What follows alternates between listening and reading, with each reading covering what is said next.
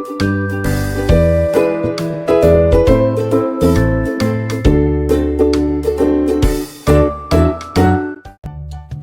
paz do Senhor Jesus, seja bem-vindo ao canal da IBD, da Igreja Assembleia de Deus em Campina Grande. Estamos aqui para mais uma lição, dessa vez a lição de número 9. Esse é o primeiro domingo do mês de junho.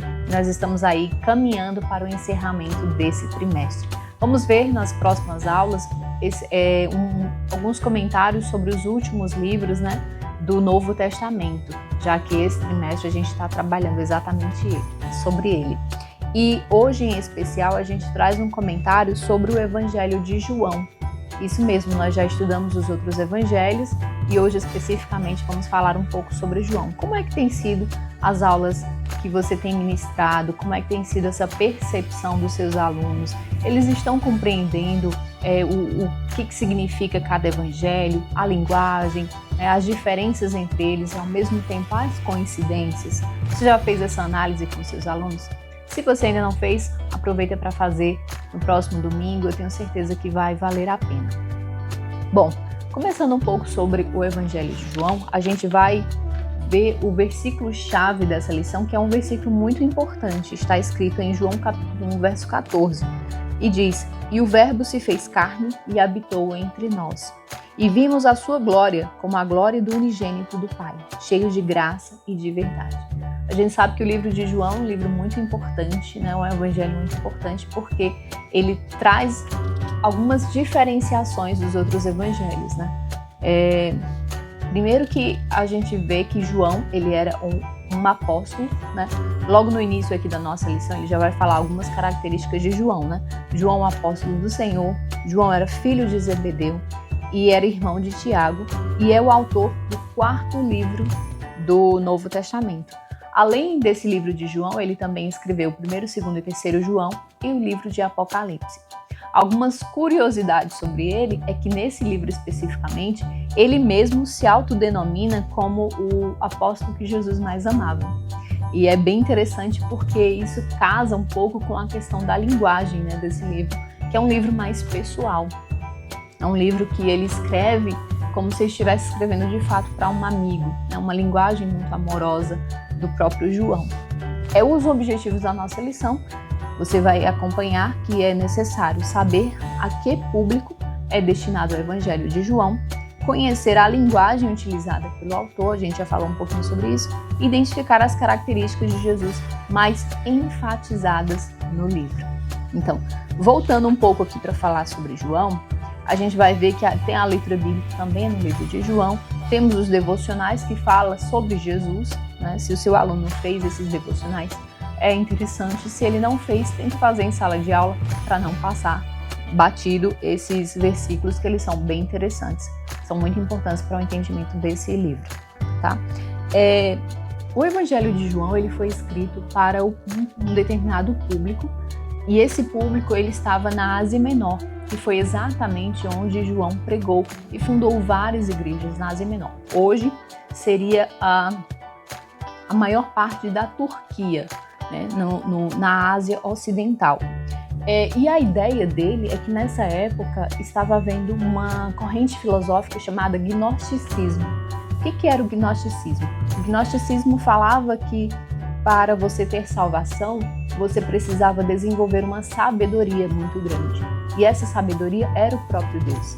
E nesse Evangelho de João, João começa falando o quê?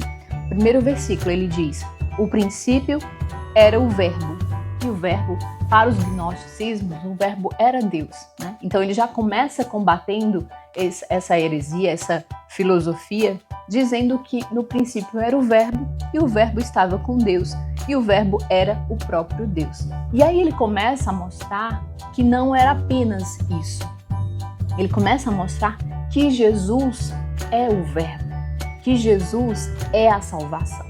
Então, esse é um livro que ele é muito interessante porque ele vai falar exatamente isso. Ele vai combater essa apologia que estava vivenciando naquele momento nessas igrejas que ele mesmo fundou na Ásia Menor, certo? A gente vai ver no ponto 2 da nossa lição algumas questões que diz outras distinções. Quais são as outras distinções do livro de João? O livro de João, além da linguagem ser algo muito pessoal, João descreve 7 grandes milagres que aconteceram, diferentes, que não estão nos outros evangelhos. E ele também traz alguns diálogos que não se encontram nos evangelhos anteriores que a gente já estudou. Ele aponta os ensinamentos de Jesus como, de fato, Jesus sendo um ser divino e reforçando esse primeiro tópico falando sobre o verbo, certo? A identidade de Cristo é o ponto 3. E nesse ponto, você vai falar para os seus alunos 3 tipos de identidade que elas não são diferentes, pelo contrário, elas se complementam. Primeiro, seria o verbo, que a gente já falou agora, um pouco sobre o verbo. O verbo vem de uma palavra grega que se chama logos, e aí ele fala aqui exatamente isso. João descreve Jesus como o logos eterno, ou seja, ele é a palavra, ele é a vida, ele sempre existiu. Então, é muito importante destacar isso para o seu aluno, a importância de falar sobre o verbo. O verbo era Deus, o verbo é Deus. Ele era no passado e continua sendo na eternidade. Falar sobre o verbo também combatendo o gnosticismo, como a gente já falou. Outro ponto, o Filho de Deus. Jesus é o Filho de Deus. Isso é algo que João deixa muito claro. João é o Filho de Deus que veio para resgatar a humanidade do pecado. E o terceiro ponto, que é eu sou, uma referência aí à revelação de Deus a Moisés, no Antigo Testamento, quando o Senhor diz assim, eu sou. E aí Jesus traz essa referência novamente para os judeus. Falar a palavra eu sou era muito forte, porque o eu sou é o Deus Todo-Poderoso. Então Jesus dizia, eu sou o bom pastor, eu sou o caminho, a verdade e a vida, eu sou o pão da vida. Então essas expressões reforçavam a identidade de Jesus. O ponto 4 vai falar sobre a verdade. O que é a verdade? A verdade é a revelação de Jesus Cristo. A verdade é as boas novas do Evangelho. A verdade é aquilo que está escrito na palavra de Deus que fortalece a nossa vida. E o que é a verdade? A verdade é a salvação que está em Jesus. O versículo uma passagem aqui que fala: a palavra do Senhor é a verdade por meio da qual somos santificados. O que você vai reforçar para o seu aluno nessa aula tão interessante? Que não basta apenas ler a palavra, não basta apenas orar, não basta apenas ir para a igreja. Todas essas questões, elas têm um propósito maior. E esse propósito é, de fato, ter intimidade com o próprio Deus, com o próprio verbo de Deus. Então, reforce essa questão, reforce esse desejo, de despertar esse desejo nos seus alunos, em você mesmo como professor, de continuar buscando ao Senhor, de continuar entendendo que a sua missão é buscar a Cristo sobre todas as formas. E há uma recompensa. Qual é a recompensa?